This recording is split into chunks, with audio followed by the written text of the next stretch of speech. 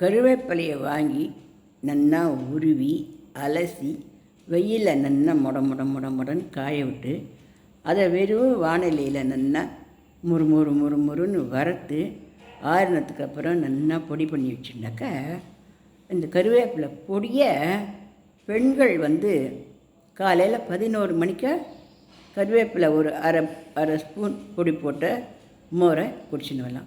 ஆஃபீஸுக்கு போனால் கூட அந்த கருவேப்பிலை பொடி போட்ட மோரை ஒரு வாட்டர் பாட்டில் எடுத்துன்னு போனாக்கா அந்த 11 மணி வேளையில் குடிக்கலாம். இது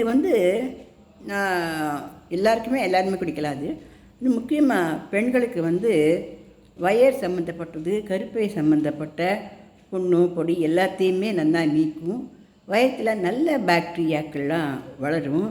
கண் எரிச்சல், தலைமுடியெலாம் பொடுகு, தலைமுடியெல்லாம் ஒரு மாதிரி வரன்னு இல்லாமல் நல்லா சாஃப்டாகவும் நல்லா கருகருன்னும் நல்லா வளரும்.